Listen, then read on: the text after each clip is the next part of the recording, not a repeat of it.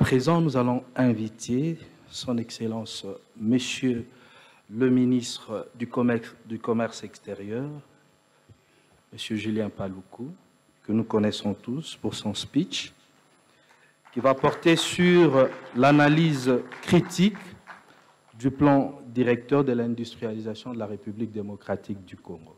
Excellence, vous avez 15 minutes. Merci.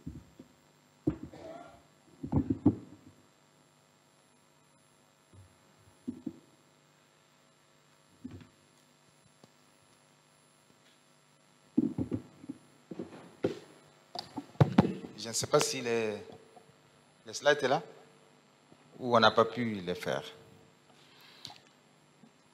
Sinon, je voudrais commencer par remercier très sincèrement les corps d'élite scientifique de l'UDPS. Parce que c'est la première fois qu'un parti politique invite les scientifiques pour parler du développement d'un pays. Le plus souvent, on est là en train de lancer des critiques les uns contre les autres ou de voir comment on se partage les postes au gouvernement ou les sièges à l'Assemblée nationale. Donc je voudrais sincèrement vous féliciter pour cela. C'est une grande première. J'avoue que je suis chef d'un parti politique, je n'avais pas encore pensé à ça. Je vais aussi introduire cette notion. Alors, il m'a été demandé de faire une analyse critique sur les plans directeurs d'industrialisation. Bon, malheureusement, je suis mal placé de faire cette analyse-là.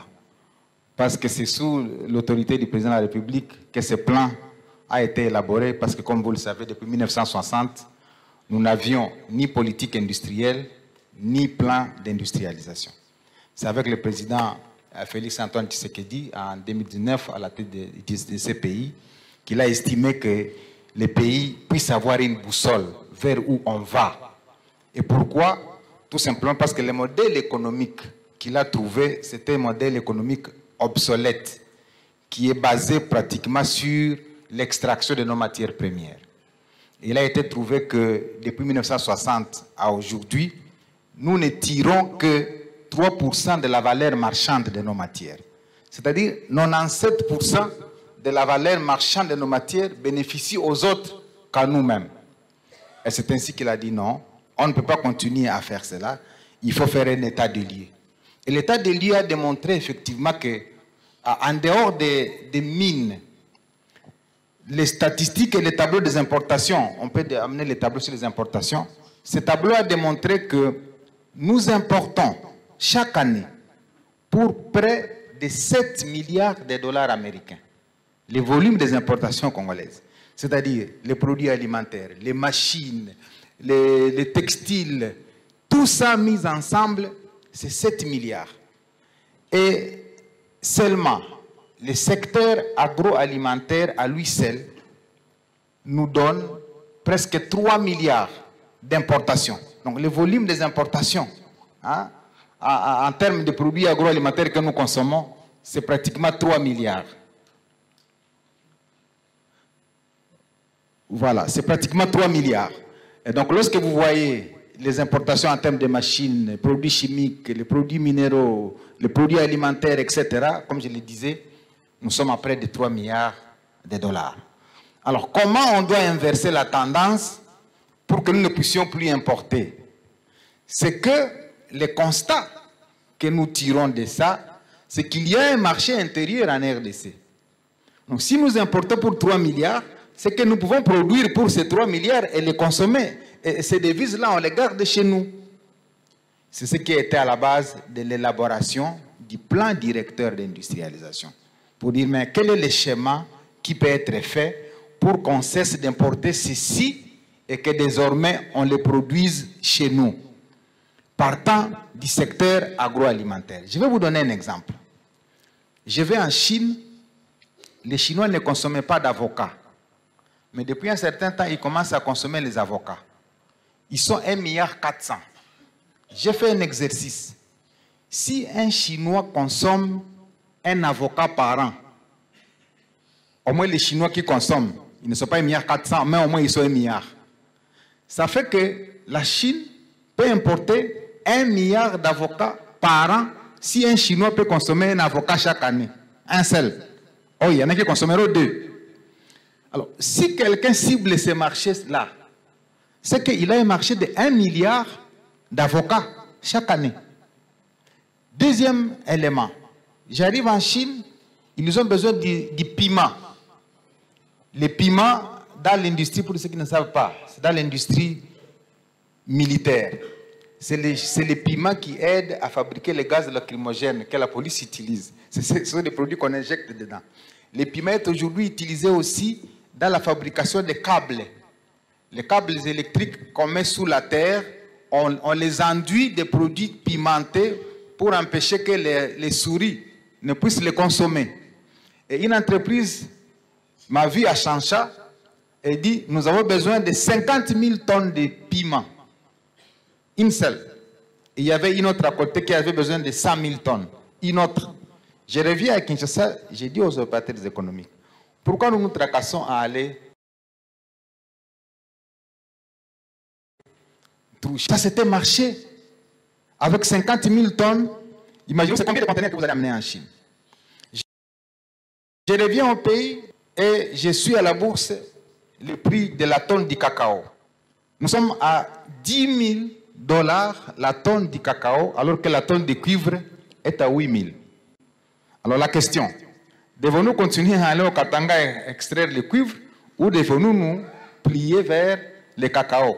Parce qu'avec 10 000 la tonne, ça dépasse le cuivre et au moindre coût et au moindre effort que c'est lui qui est déployé pour extraire le cuivre. Donc, le président de la République a estimé qu'il fallait ce plan-là. Alors, comme l'ont dit mes prédécesseurs, ce plan est confronté à beaucoup de défis. C'est les défis infrastructurels.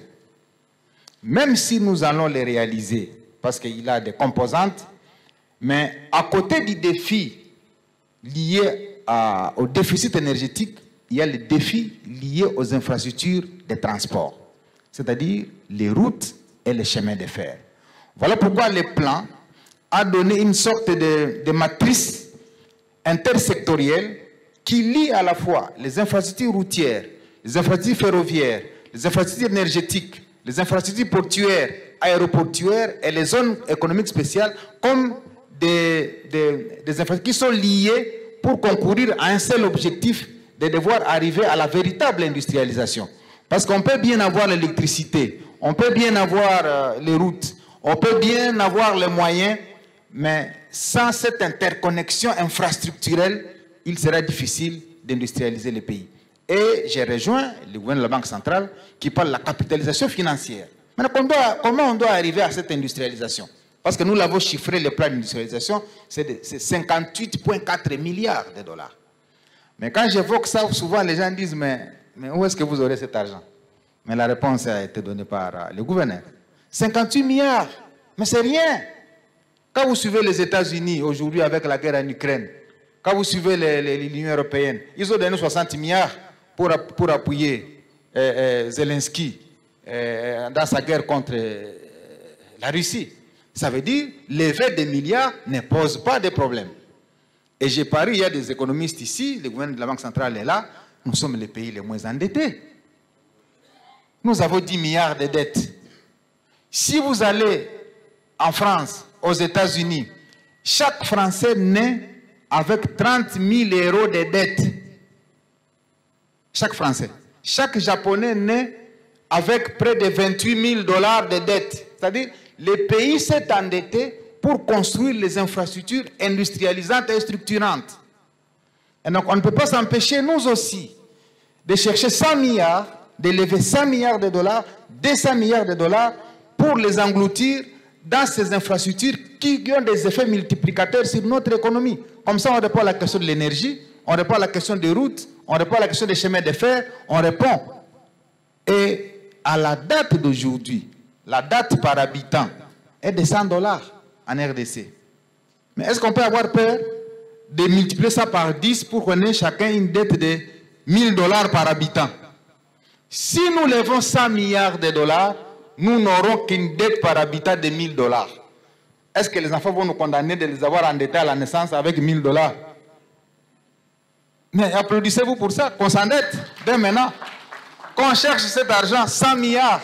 Comme ça, on finance le plan d'industrialisation, le plan de développement énergétique, le plan de transformation agricole. Sinon, le budget minable de l'État ne peut pas nous aider à financer le développement. Et lorsque j'étais ministre de l'Industrie, j'ai piloté effectivement la création de la banque de développement avec une firme qui nous a accompagnés. J'ai fini l'ingénierie financière et j'ai remis les dossiers au ministère des Finances. Donc aujourd'hui, le dossier au ministère des Finances pour que nous créions une banque d'investissement. Comme vous l'avez dit, la différence, c'est que l'autre est une banque d'État, l'autre est mixte. Quand c'est la banque d'investissement. C'est-à-dire on peut, et à la fois l'État et les privés peuvent être dedans. Comme ça, on finance les projets à long terme. Et le pays est à même d'y amener les premiers capitaux à hauteur de 50-100 millions de dollars. Sinon, les FMI, la Banque mondiale, vont nous mettre sous perfusion pendant des années et nous allons avoir du mal à nous relever. Pourquoi? Parce que lorsque vous voyez les appuis budgétaires qui sont faits à la RDC, c'est des appuis dans le secteur des consommations et dans le secteur des dépenses sociales. Comment on va nous endetter, par exemple? J'ai vu un dossier, ce n'est pas un secret, parce que nous sommes dans un monde scientifique, nous le sommes, un dossier d'appui budgétaire pour l'autonomisation des femmes. Je ne suis pas contre les femmes, mais on nous donne 500 millions, mais les libellés ont dit autonomisation des femmes. C'est quoi? C'est des ateliers pour dire aux femmes de commencer à s'intéresser à l'économie et à faire du commerce. Et on injecte 500 millions comme dette à rembourser à long terme. Alors qu'on aurait dû prendre ces 500 millions, on les injecte chez les ministres des ressources hydrauliques pour démarrer Inga 4 ou Inga 5. On aurait dû prendre ces 500 millions pour construire un segment de chemin de fer pour relier Lubumbashi à Kinshasa et éviter de continuer à dépenser des 1,3 milliard sur le secteur de transport entre Lubumbashi et l'Afrique du Sud. Donc toutes ces institutions-là ne sont que là pour nous mettre sous perfusion comme malades dans son lit et nous allons rester dans notre lit pendant combien de temps? Voilà pourquoi le président de la République a dit nous devons créer une révolution industrielle. Et cette révolution, c'est à travers ce plan directeur d'industrialisation qui donne tous les éléments importants qui vont nous permettre de chasser définitivement la pauvreté. Le tableau est là qui démontre ce qu'il faut faire par zone. Zone industrielle ouest, zone nord-ouest, zone nord-est, zone centre, zone est, zone sud. Ce qu'il faut faire en matière de routes, en matière de chemins de fer, en matière d'aéroports, en matière de ports, en matière de centrales hydroélectriques, en matière de zones qui constituent des sortes d'incubations du développement. Si ceci est fait avec ces montants minables de 58 milliards de dollars, eh bien, dans les 10 ans, parce que le plan est de 10 ans, dans les 10 ans, la République se développe. Et je pense que le président Tshisekedi aura eu le mérite de lancer ce plan d'industrialisation, même si des critiques fusent de partout qu'on n'aura pas les moyens. Mais moi, je pense que ce qui nous a toujours manqué, c'est d'oser commencer. Et moi, je crois que pour commencer, il faut commencer. C'est mon slogan de tous les temps. Mesdames et messieurs, je vous remercie. Professeur Élisée Yéléna, pour le respect des 10 minutes. Enjeux, défis et opportunités de la transition numérique dans l'industrialisation de la RDC. Il nous a clairement dit que l'industrie numérique permet de nombreuses améliorations pour aider les fabricants à rester compétitifs. Le grand défi de celui de tous les jours, c'est la main-d'œuvre qualifiée. Je suis tout à fait d'accord avec le professeur Emmanuel. Il faut beaucoup plus d'écoles d'ingénieurs, comme ça se fait partout dans les mondes. À présent, nous avons fini ce panel. Nous allons inviter les différents orateurs à prendre place devant. Nous courons derrière le temps. Je ne prendrai une série de 5 questions maximum. Nous vous prions d'éviter les commentaires, de faire un mini commentaire d'ajout. Main, posez votre question. Voilà. Ici, je ne prends qu'une seule question.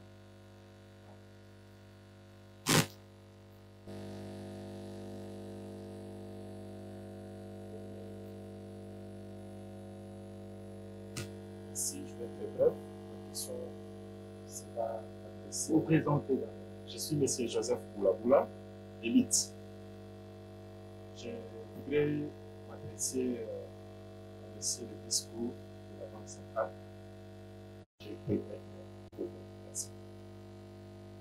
Ok, ça c'est la première question. Bon, nous allons nous intéresser quand même aux dames, parce que le premier panel, on a des hommes. Je crois que ça doit être le chef de l'État, le champion de la nature, de la masse, l'unité positive. Ah. Je prends trois dames dans cette rangée. Madame, vous avez la parole.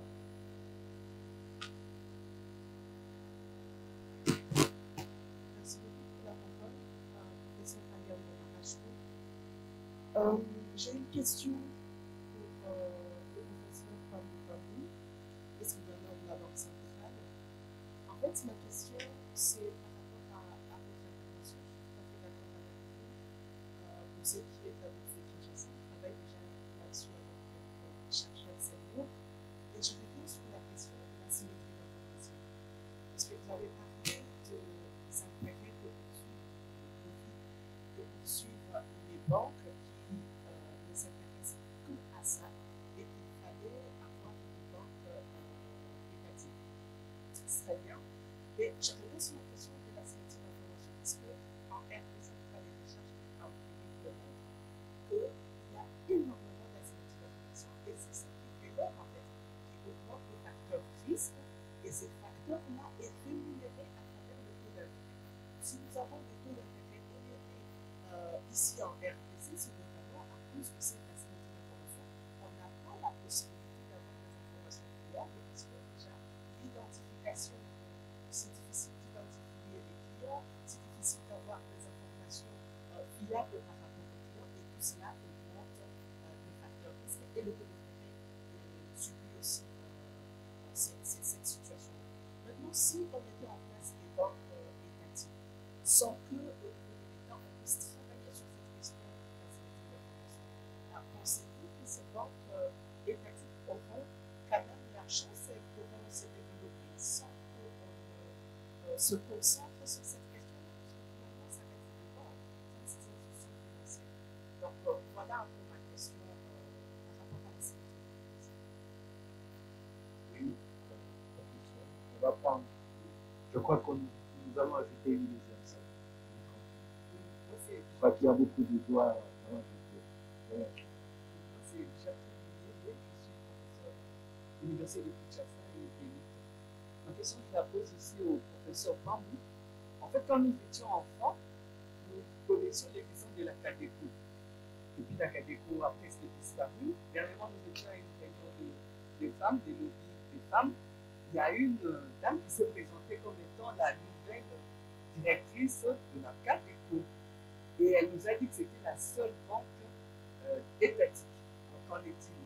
Je suis médecin, j'aimerais juste savoir et comprendre. Parce que vous avez dit, on n'a aucune banque étatique. Et la CADECO alors? Voilà ma question. Merci. S'il vous plaît.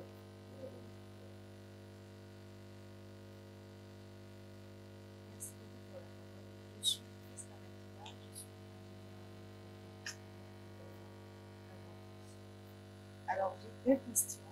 La première question, c'est pour le ministre. Par rapport à la production Vous précisez le ministre. Le ministre Eddy, le ministre. Par rapport à la production de l'électricité, c'est vrai que notre pays a un problème sur le plan de l'électricité, nous n'arrivons pas à mais moi, ma question se pose sur la gestion. Qu'en est-il de la gestion de cette électricité? Comment est-ce que le client final utilise ce courant? Comment est-ce qu'il gère cette électricité? Est-ce que le ministère de l'Énergie a prévu quelque chose pour permettre à la population de se sécuriser? Je pense que chacun de nous a déjà connu un problème d'incendie, de d'électrocution, un cas de mort sur la vie à cause de l'électricité, parce qu'on touche souvent au courant. C'est ça ma première question. La deuxième question, je vais la poser au vice-gouverneur de la Banque centrale. Comme il n'y a pas encore de banque étatique qui peuvent financer, moi je suis ingénieur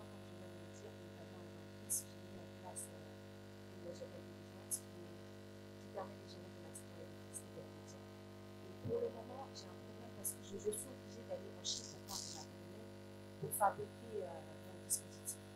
Moi, dans ma vision, je veux produire mon usine de fabrication ici dans le pays. Alors, à qui dois-je m'adresser pour m'accompagner dans cette politique? Merci beaucoup. Prenez la dame qui est derrière, nous allons revenir une fois. La deuxième série sera réservée. Je suis Madame Michael Elite. Ma question se pose, je la pose à son excellence monsieur le ministre des Ressources hydrauliques, qui nous a dressé l'état de lieu de l'industrie de l'eau et de l'électricité. Je voudrais parler de l'électricité. Monsieur le ministre, vous nous avez fait un état de lieu, mais je suis restée un tout petit peu sur ma soif. Est-ce que vous n'avez pas parlé des travaux de barrage, Captelier et Cambodge? Ces travaux ont fait tellement la lutte qu'on se demande si un jour nous aurons un courant qui reviendrait de ces deux barrages. Qu'en est-il à ce jour? Merci. Bon, merci. Je pense que nous allons laisser d'abord à leurs excellences professeur Olivier gouverneur de répondre à la première série de questions. Ensuite, nous prendrons la deuxième série. Voilà. Merci. Je peux seulement ajouter pour madame qui a dit comment elle peut accéder au financement. Quand j'étais ministre de l'Industrie, effectivement, j'ai baissé le taux d'intérêt d'accès au financement du FPI à 4% pour les entreprises de jeunes. Donc, contrairement aux banques où on est à 18%. Donc, si vous vous adressez au FPI, je suis déjà au commerce extérieur, mais j'ai laissé ça comme acquis. Donc, allez vous adresser au FPI. Pour les entreprises de jeunes, vous avez un taux d'intérêt de 4%. Il est baissé de 10% à 4%. C'est nulle part. C'est dans les banques internationales. Maintenant, ce n'est pas une banque internationale, c'est une institution congolaise. Donc, les portes sont ouvertes pour vous et si vous voulez que je vous y accompagne, je le ferai. Merci. Merci, Excellence. Consolidons les acquis. Alors, nous allons prendre... Chers amis, nous ne pouvons prendre que 5 questions maximum. C'est le maximum. Alors, nous allons trier 2 personnes là-bas. Vous prenez le professeur et vous prenez l'honorable. Voilà, c'est tout. Ici, merci. Professeur Lukusamo Benga Daniel de l'Université pédagogique nationale, Élite. J'ai 2 petites questions que j'adresse à Julien Paloukou. La première, quel est l'état actuel de la création des zones économiques spéciales en RDC? Ça, je vous pose cette question par rapport à votre ancienne casquette de ministre de l'Industrie, parce que j'étais très heureux chaque fois de vous suivre.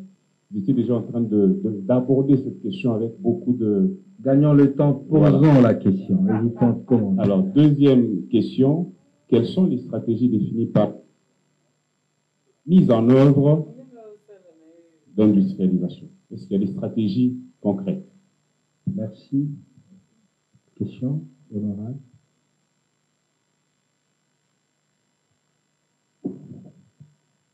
Achille Banvoura, membre du corps d'élite scientifique. Ma question s'adresse au vice-gouverneur de la Banque centrale, M. William. Nous avons compris aujourd'hui que l'industrialisation constitue le socle, la base solide du développement, qui ne peut être autre que la volonté du pouvoir. Alors,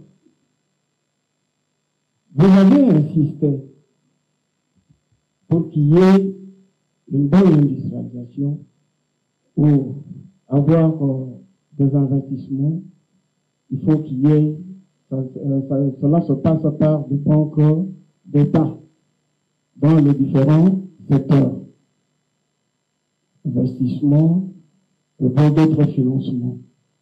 Alors, la question que je me pose aujourd'hui, je vous pose, c'est de savoir pourquoi depuis très longtemps l'État congolais, avec cette volonté de développer le pays, ne soit pas à mesure de pouvoir créer ces banques d'État dans tous les secteurs.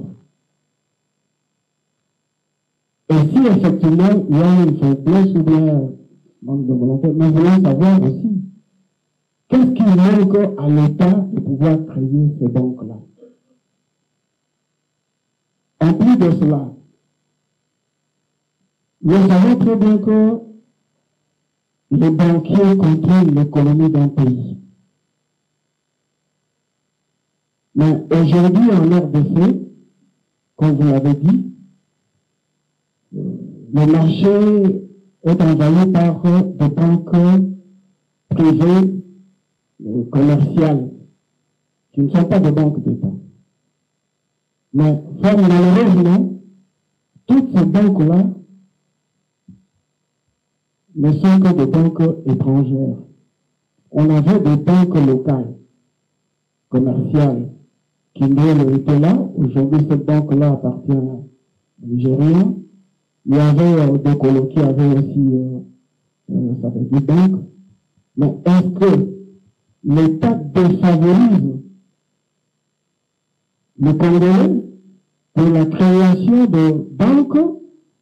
Ou bien ce sont les Congolais qui ne veulent pas investir dans ce secteur-là pour bien contrôler l'économie du pays? Merci. Merci. Passez le micro. Là, nous avons pris 2 personnes, prenez les camarades, et voilà. Ça fait 4 et 5. S'il vous plaît, hein, posez votre. Merci beaucoup, courant derrière. monsieur le modérateur.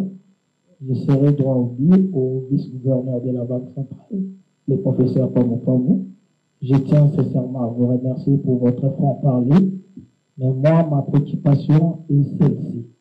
Vous êtes expert à la matière, vous avez défini vraiment en démontrant de quoi le pays peut développer à côté des secteurs banquiers. Mais vu que vous êtes là, quel est votre apport, parce que vous êtes aux affaires, que nous, on peut en bénéficier.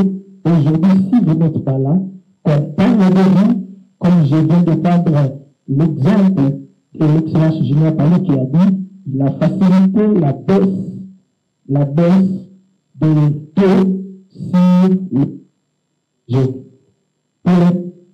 de l'entreprise de G. Merci beaucoup. Merci. Je suis président de Kila International et de l'UDPS. Non, évitez d'ajouter des qualifications. Nous sommes dans une assemblée scientifique. Merci. Oui, cher ami. Bonjour, chers auditeurs. Je vous remercie de m'avoir accordé la parole. Je suis M. Julien Mbembe, ingénieur polytechnique, venant de la France. Dieu merci, je commence d'abord à remercier mes collègues du Tchèque, puisque sans eux, je n'aurais pas été là.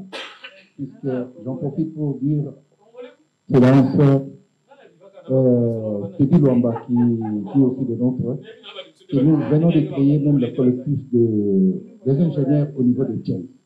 J'espère que ça serait bénéfique pour nous tous, pour le pays.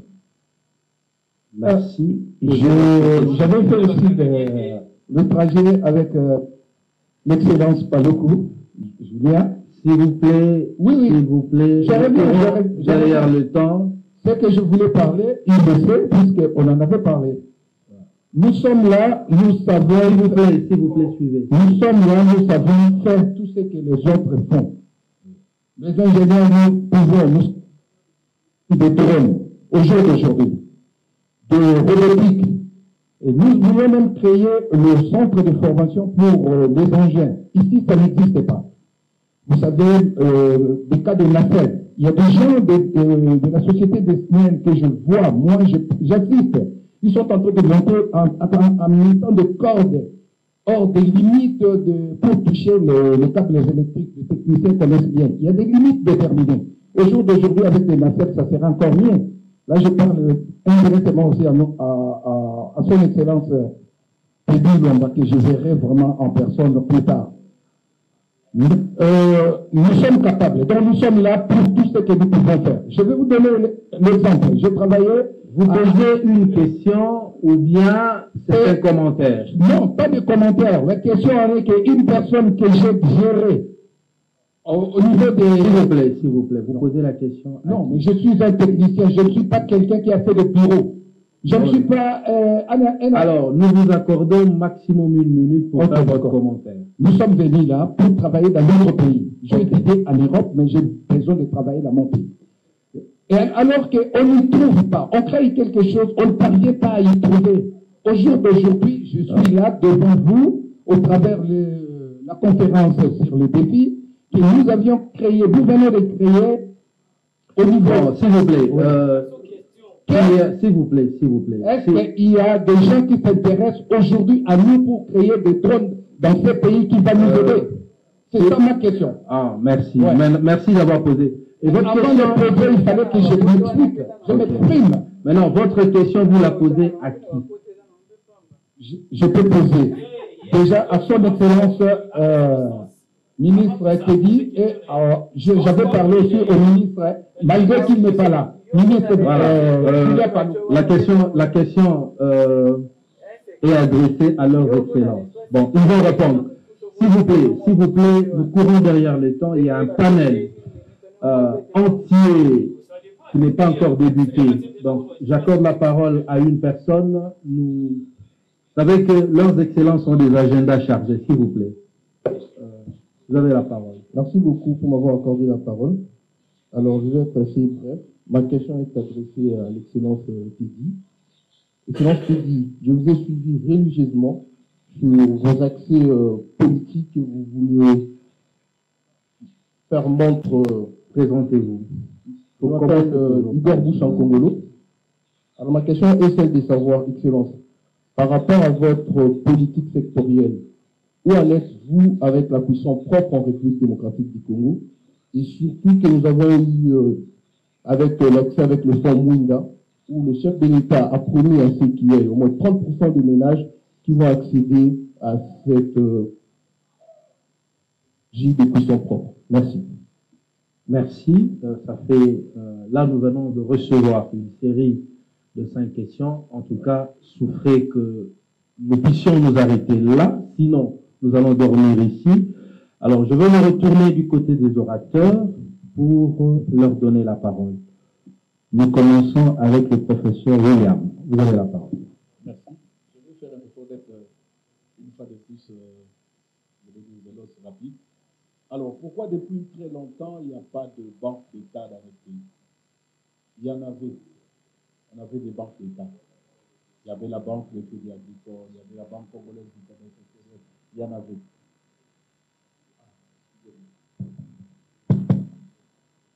Ça va? Merci. Alors, je disais, vous avez posé la question suivante. Pourquoi depuis longtemps, il n'y a pas de banque d'État? Enfin, je comprends que soit c'est pourquoi il n'y en a plus, ou pourquoi il n'y en a pas. Mais sinon, il y en avait. Hein, comme je venais de le dire tantôt, il y avait la Banque de Crédit Agricole, la Banque congolaise du commerce extérieur, et ainsi de suite. Mais seulement, le temps qui nous a été donné a été, je veux dire, un peu modeste compte tenu du nombre d'orateurs, ce qui est déjà une très bonne chose. Moi, j'avais beaucoup d'autres choses à dire, mais qui se trouvent dans les slides. Mais je me suis concentré sur... voilà.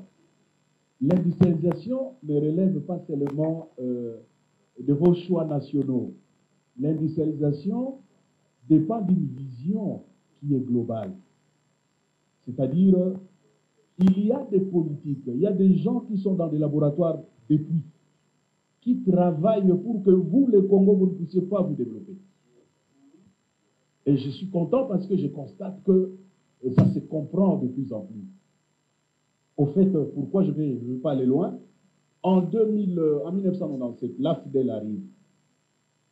L'AFDEL de très triste mémoire. Vous savez, qu'est-ce qui a été fait en premier sur le plan financier? On a achevé la dernière banque d'État qu'on avait, la Banque congolaise du commerce extérieur.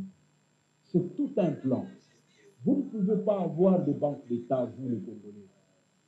Et ces banques ne doivent pas être entre les mains des nationaux. Parce que celui qui contrôle les systèmes bancaires, les systèmes financiers, contrôle même les pouvoirs politiques.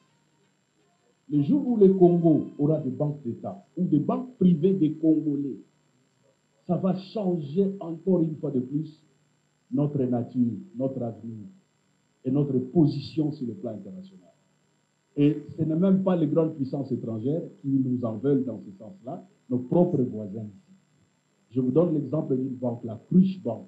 Vous avez déjà entendu parler de la Cruche Bank? C'était une banque des Nandi, des Congolais.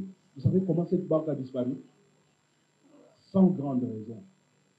La banque a disparu. Il ne faut pas que les Congolais aient des banques. Donc, comprenez que l'absence des banques d'État fait partie d'un plan. Parce que sans les banques d'État, on devient manipulable. Les banques privées, vous l'avez dit encore, entre les mains des étrangers. Moi, je ne suis pas contre les banques privées. Je suis au plus haut niveau de la Banque centrale. Je parle ici comme Congolais, patriote. Si nous comptons seulement sur les banques privées, nous n'avancerons pas. Et toutes les grandes puissances du monde agissent sur les banques d'État. Lorsqu'à un moment donné, il y a une maturité, l'État peut se délester de ces banques-là. Mais au départ, ce sont les banques d'État, les marchés financiers. Donc, il y en avait, mais... Alors, je vous donne un dernier exemple, je peux même me limiter à ça par rapport à votre question. Vous savez pourquoi lorsqu'on veut créer un restaurant à Matete, vous savez pourquoi quand deux Congolais se présentent, je ne vais pas citer les noms des nationalités, hein, et un étranger mais qui vit au Congo se présente, vous savez que la plupart des banques accorderont le crédit à l'étranger. On appelle ça les financements offshore. Beaucoup de nos investisseurs ici ont des financements de leur banque dans leur pays d'origine. Vous avez une banque dans un pays européen qui accorde à quelqu'un un crédit à 2%.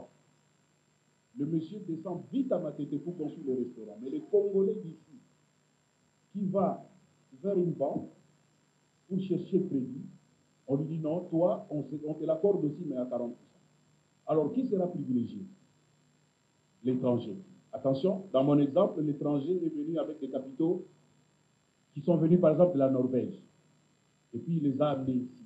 Mais prenons le cas maintenant de deux personnes, un Congolais et puis un étranger, d'une certaine origine asiatique, je ne vais pas citer les noms, et qui se présente devant une certaine banque ici. Le Congolais dira, je veux un restaurant Matete. L'autre là dira, je veux un restaurant Matete. Regardez qui aura les crédits. Essentiellement, ça sera l'autre là. Et vous avez compris. Alors, où sont les nationaux? Alors, maintenant, une deuxième, parce que sa question avait une double nature. Est-ce que l'État défavorise les Congolais? C'était ça la question. Non, l'État ne défavorise pas les Congolais. Allez en Afrique du Sud, vous allez trouver des immeubles, des bâtiments de Congolais. 100 millions, enfin, j'exagérerai peut-être un peu, 20 millions de dollars pillés au pays, qui va acheter un immeuble en Afrique du Sud, l'immeuble est inhabité. Vous comprenez cela? Alors, il y a cela 10 ans, pour créer une banque en RDC, le capital minimum exigé était de 10 millions. Pour quelqu'un qui prend 10 millions, qui va aller acheter un immeuble à Manchester qu'il n'habite même pas.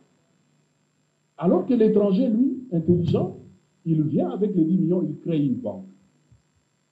Alors vous allez dire quoi? Qu'on défavorise les Congolais? C'est une question de culture aussi. Prenons conscience.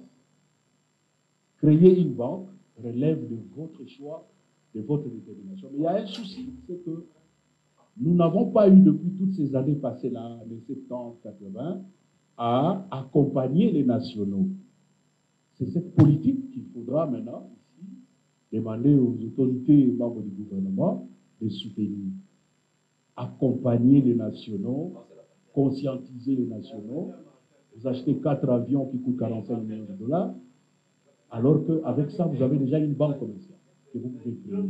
C'est une question de prise de conscience et d'information. Et surtout que ce n'est pas la Banque centrale qui décide. Hein. Si vous avez rempli les conditions, qui que vous soyez, on vous donne l'agrément. Donc, ce n'est pas une question de choix ou de mauvaise foi de la Banque centrale, non. C'est nous-mêmes qui ne nous lançons pas. Alors, mon apport personnel, eh bien, Je vous pose une question, mon très cher compatriote et combattant. Cette œuvre si grandiose et réussie, est l'œuvre de qui? C'est tout le monde qui fait partie de l'organisation. Le docteur Soft, le général Augustin. Donc, quand on travaille dans un groupe, parfois l'apport de l'individu disparaît. Il se retrouve dans celui du groupe. Est-ce que ma réponse est claire? Voilà. Je crois que c'était là mes deux questions. Je vous remercie. Ok, merci professeur. Nous allons continuer avec les réponses. Le professeur a raison. Vous savez qu'à Makutano 2024, le DG de la TMB a déclaré ce qui suit. Nous, aux entrepreneurs congolais, je pense, il a dit, nous ne viendrons que quand vous aurez réussi. Par rapport. Donc, les banques ne vous préféreront pas l'argent. Nous ne venons que quand vous avez réussi. Donc, vous comprenez que les banques ne viennent que quand nous aurons réussi. Alors, je vais donner la parole à son Excellence, le ministre des Ressources hydrauliques. Merci beaucoup. Je commencerai par la question de M. Congolais qui a dit qui a posé sur la place des acteurs congolais qui ont des compétences en appui au secteur de l'électricité. Je pense que là, mon propos l'avait très bien évoqué, et je l'avais répondu dans la première série, c'est que c'est en créant une chaîne de valeur autour de l'industrie de l'électricité qu'on aura la place des Congolais. Ça veut dire que ça passe par des SPV, des sociétés qui sont des véhicules de capitaux et de participations privées autour d'une chaîne de valeur. Ça veut dire la compétence peut être aussi une valeur de prestation. Parce qu'on ne voit que l'industrie qui est créée, mais par exemple, dans notre service, je peux dire que l'essentiel des gros investissements dans le secteur de l'électricité, ça passe par les études de faisabilité. Ça veut dire que vous avez une compétence quelconque, vous pouvez avoir un agrément, et notre ministère, dans une spécialité donnée, et vous pouvez accorder ces services à la chaîne de valeur. Et je pense que dans une réponse beaucoup plus pratique, nous allons lancer un forum bientôt là qui sera le cadre de concertation entre le ministère des Ressources hydrauliques, la Fédération des entreprises et les bailleurs de fonds, où nous allons effectivement mettre en place cette initiative de la création de la chaîne de valeur autour du secteur de l'électricité. Je vous inviterai à participer et je pense que d'une idée jaillit le développement. Donc, si vos idées sont convaincantes, on vous donnera la place à une tribune et je pense que ça pourra totalement lancer. Je profite et je donnerai un exemple vivant du ministre de l'Industrie qui avait initié un forum sur l'invention et dont j'avais participé et qui m'avait primé. Et je dirais ici, ça a été le socle de mon installation en RDC parce que j'aurais donné pour une visite au pays, j'ai participé au forum, j'ai eu le deuxième prix et dans la salle, il y avait le professeur Makara qui m'a invité à pouvoir prester dans une université en RDC. Et du coup, je suis resté jusqu'à aujourd'hui. Et ça fait 4 ans. Donc, je vous invite à ne pas perdre l'espoir. En effet, ça donne toujours quelque chose. Et je parlerai sur la deuxième question. On parlerait de M. Congolais qui a proposé sur le fonds, la question propre. Effectivement, la question est pertinente parce que aujourd'hui, la transition énergétique en RDC ne concerne pas le secteur de production électrique pure. La transition concerne aussi le bio-énergie vers des sources d'énergie propres, notamment l'énergie électrique. Et une question avec une question, il faudrait comprendre aujourd'hui que nous avons la part que nous faisons avec l'enfer aujourd'hui. Nous sommes en train de faire la promotion de la petite industrie de production d'électricité d'appareils photovoltaïques autour dans certains villes. Aujourd'hui, nous sommes à 4 unités. C'est une perspective qui va se développer. Mais il faudra ici spécifier une chose. Le secteur de l'énergie, à proprement parler aujourd'hui, il est un peu disséqué en plusieurs zones. Il y a le ministère de l'électricité qui n'a qu'une source primaire, l'eau, sous ma gestion. Il y a le ministère de l'Environnement, qui avec le taux d'ensoleillement et les autres sources qui reprennent aussi le contrôle. Il y a les mines, avec le charbon et l'uranium. Il y a les hydrocarbures. C'est-à-dire la politique énergétique primaire, elle est partagée. C'est-à-dire, moi, je fais ma part avec l'enfer sur ce qui est de l'électrification comme source de substitution à l'énergie, au bois énergie. Et ça, c'est dans une vaste campagne. Nous sommes en train, j'ai parlé ici du fonds d'électricité et du fonds de l'eau. Je pense que nous créons des nouvelles initiatives pour capter le niveau financier par la mise en commun des intelligences. Et dans cette dynamique, l'affaire a commencé et ça avance progressivement. Nous pensons que nous allons apporter une contribution substantielle en continuant avec ce projet. Merci. La parole à son Excellence, M. Julien Paul. Oui, je voudrais remercier le professeur Moussa qui a parlé des zones de développement spécial. Je tiens à préciser que je ne suis plus ministre de l'Industrie, donc je ne m'amenais pas à m'opposer avec mon collègue pour continuer à parler de ce secteur comme si je suis ministre du Commerce extérieur. Mais si on m'a invité, c'est comme scientifique. Je suis doctorant à l'Université de Kinshasa et donc je m'intéresse beaucoup à des thématiques aussi importantes comme celles que vous avez développées ici. Et donc, pour les besoins pédagogiques, une zone économique spéciale a trois concepts. Une zone économique et plus spéciale. Ça veut dire quoi? Ça veut dire que c'est un espace. C'est la définition de la zone. Deux, économique, à l'intérieur duquel se déroulent des activités économiques. Spéciales, c'est-à-dire des activités qui dérogent au droit commun. Voilà la définition pure et simple. Donc là où quelqu'un installe une usine et commence à payer des taxes, lorsqu'il s'installe dans la zone économique spéciale, il est exempté pendant 5 ans, renouvelable une fois, ce qui fait un total de 10 ans. Et à la 11e année, vous commencez à payer seulement 50% de la valeur des taxes que vous auriez dû payer, jusqu'à l'éternité. La Chine l'a fait. C'est pourquoi, en fait, vous voyez, les produits chinois semblent être moins chers sur les marchés extérieurs parce qu'ils proviennent des zones économiques spéciales. Et les Européens l'ont compris. Ils sont allés s'installer en Chine pour produire et exporter hors taxes. Parce que vous comprenez la stratégie. Et donc, quand le président Tshisekedi arrive au pouvoir, il me nomme à la tête du ministère, il dit il faut aller vers la création de ces zones franches, comme on les appelle ailleurs. Et on les a créées. Vous avez demandé l'état d'avancement.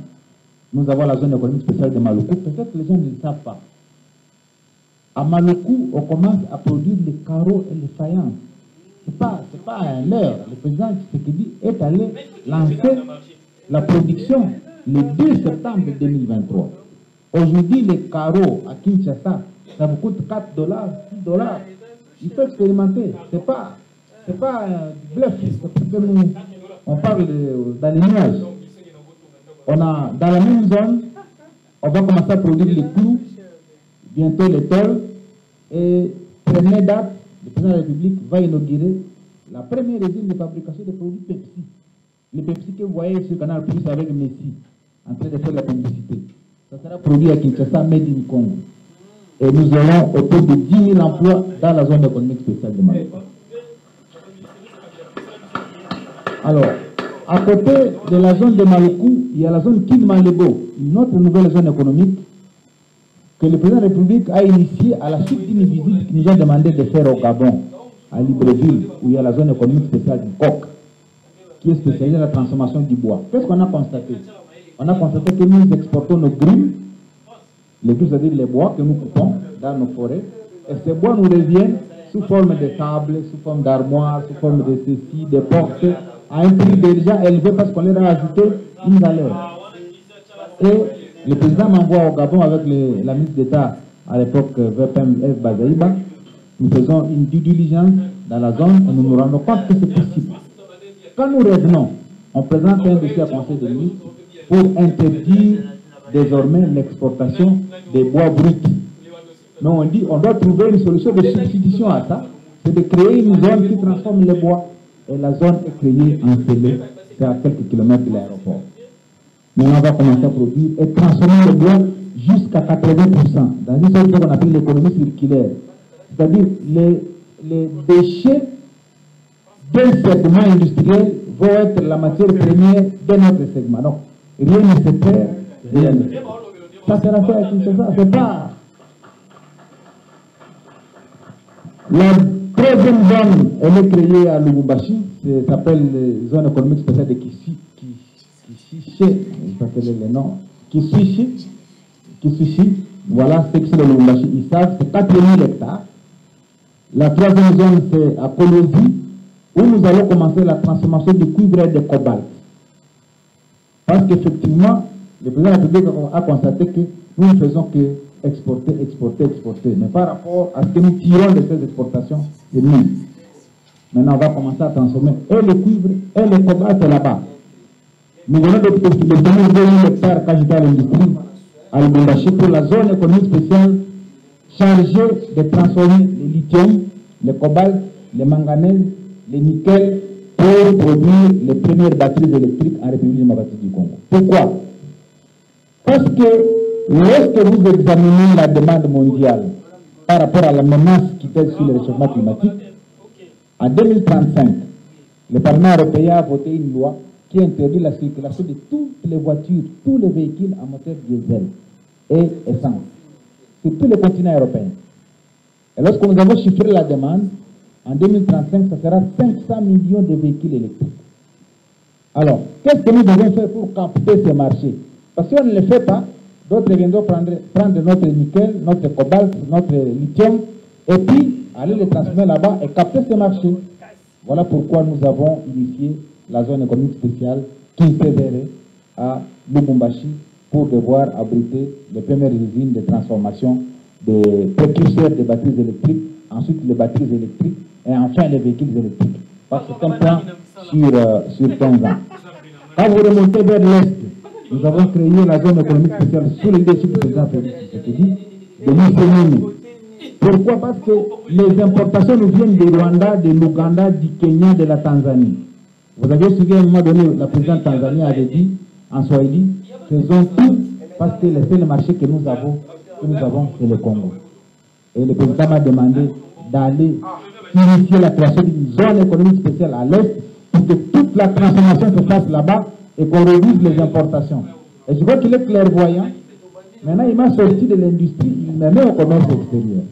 Parce que c'est là où je dois réduire les importations pour interdire tout ce qui vient concurrencer l'industrie locale. À l'époque, j'étais dans la création, maintenant je serai dans la protection. Donc je vais protéger toute l'industrie locale en interdisant toutes les importations qui vont venir concurrencer la production locale parce que cette production locale crée de l'emploi et la richesse congolaise. Voilà brièvement ce que je peux dire à ce stade.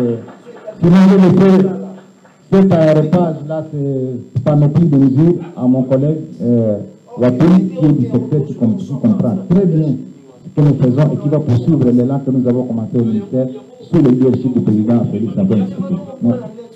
Merci, Excellence. Je crois que vous avez, en tout cas, nous avons épuisé toute la série de questions, mais il y a quand même une question d'un participant qui a tenu à envoyer par WhatsApp. Il a tenu, nous la posons à son Excellence, Monsieur le ministre des Ressources hydrauliques et électricité. Le participant voudrait savoir à quand le début de INGA 3. Avant d'y arriver, je réponds à un segment de la stratégie. En fait, j'étais à Toronto pour reprendre les propos du vice-gouverneur. Est-ce que vous savez qu'aucune entreprise congolaise n'est cotée en bourse? Aucune, presque, je ne sais pas. Il n'y en a pas. Nous avons fait une analyse par rapport à la GECAMIN. Si on prend tous les actifs de la GECAMIN, on l'amène en bourse, on peut lever 100 milliards. Vous comprenez? Donc nous avons présenté déjà les dossiers pour que finalement, à partir de la GECAMIN, nous l'amenions en bourse et que nous levions 100 milliards. Mais pourquoi on a peur de la bourse? C'est parce qu'on a une comptabilité qui est toxique. Beaucoup d'entreprises ne veulent pas être cotées en bourse parce qu'il y a des exigences pour être en bourse. On va vous demander d'avoir une entreprise comme ceci, une comptabilité saine, il n'y a pas de fonction pour venir financer une manifestation, pour faire ceci, vous comprenez?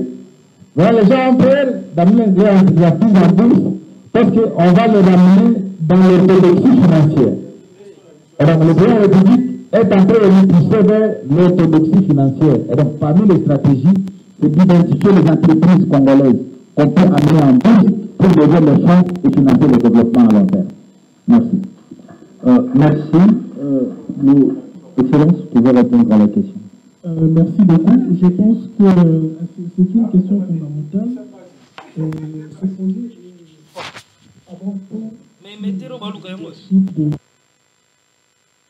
de Félix Antoine Tshisekedi Tshilombo, chef de l'État.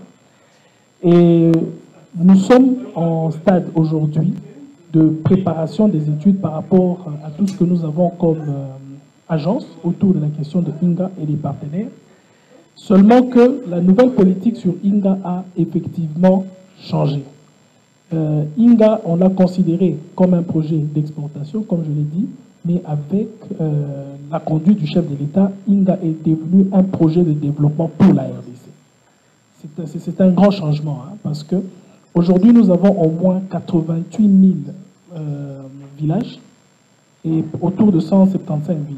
Si chaque village ne consomme que 1 MW, ça fera 88 000 MW consommés. Si ces villes qui, à 175, ne consommaient que 100 MW, nous sommes autour de 17 000, c'est-à-dire les deux font presque 110 000 MW consommés. C'est-à-dire le potentiel que nous avons aujourd'hui, même s'il peut servir dans le plan de développement comme énergie d'exportation, mais ça servira aussi comme levier de développement de demain. C'est-à-dire c'est un programme de développement interne à la RDC. Nous sommes dans une phase de réqualification de certains objectifs et nous sommes en train de maturer ça. Et nous avons des lignes de financement aujourd'hui qui peuvent financer ces études, mais on veut être sûr au niveau de politique publique